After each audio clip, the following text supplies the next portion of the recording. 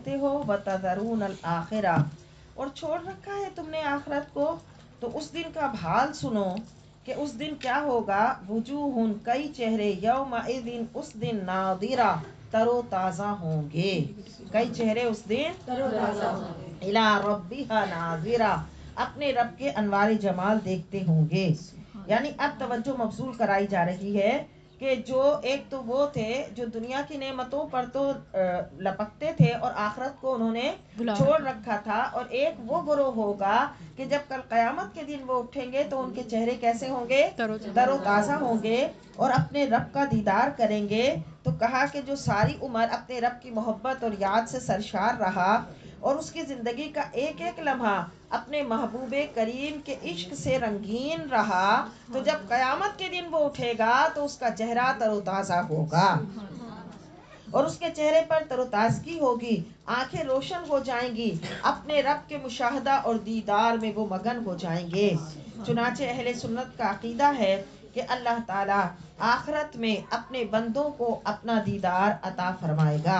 अल्लाह का दीदार जहत में नहीं होगा, कैफ नहीं होगा, पता नहीं है कैसे होगा, क्योंकि अल्लाह ताला जहत से किसी समत से पाक है, अल्लाह जिस्म से पाक है, अल्लाह रब्बुल इज़्ज़त मकान से पाक है। तो वहाँ कोई समत नहीं, वहाँ कोई मकान नहीं, लेकिन अल्लाह का दीदार कैसा होगा, बेकैफ होगा। सहीहैन की हदीस है कि अल्लाह के नबी सल्लल्लाहु अलैहि वसल्लम ने इरशाद फरमाया, हम अल्लाह के नबी सल्लल्लाहु अलैहि वसल्लम की बारगाह में बैठे थे, अचानक हुजूर ने 14वीं के चांद को देखा। फरमाया, जैसे तुम 14वीं के चांद को चमकता देख रहे हो कि इसको देखने में तुम्हारे उस पर कोई भी गुबार नहीं है, कोई पर्दा रुकावट नहीं है, तो ऐसे ही तुम अपने रब का दीदार करोगे। तो इलाही, हम तुझसे मौत के बाद आरामदेह ज़िंदगी का सवाल करते हैं, और अल्लाह हम तुझसे सवाल करते हैं कि हमें अपने रुख अनवर के दीदार की लज्जत अता फरमा और अपनी मुलाकात का शौक बख्श। तो अहले जन्नत जब लज्जत दीदार से महफूज होंगे तो जन्नत की किसी और नेमत की तरफ उनकी तवज्जो नहीं जाएगी। अल्लाह के दीदार में इतना उनको मज़ा, लुत्फ और कैफ होगा कि वो जन्नत की सारी नेमतों को भूल जाएंगे।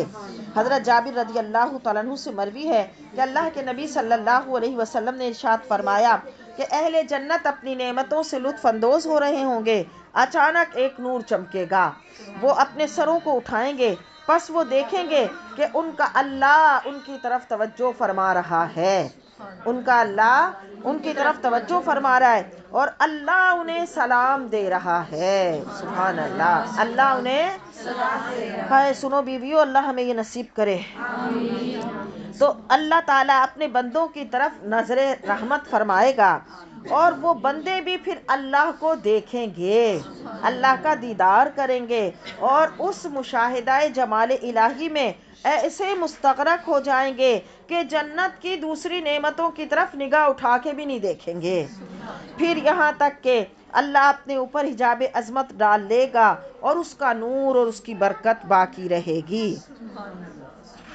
तो क्या फरमाया कि वजूहुन, कितने ही चेहरे, कई चेहरे, यौमाइज़िन, उस दिन, नादिरा, तरोताज़ा होंगे, इला रब्बिहा नाज़िरा, और अपने रब के अनवार जमाल देखते होंगे। तो जो दुनिया में भी अपने चेहरे को तरोताज़ा रखना चाहता है, उसे चाहिए अपने अंदर से कीना निकाल दे, हसद निकाल दे, बुग़्ज़ निकाल दे, अल्लाह के बंदों को माफ़ करना सीखे, अल्लाह के बंदों के लिए मुंतकिमुल मिजाज ना बने, अल्लाह के बंदों से अपने दिल को बिल्कुल साफ कर ले।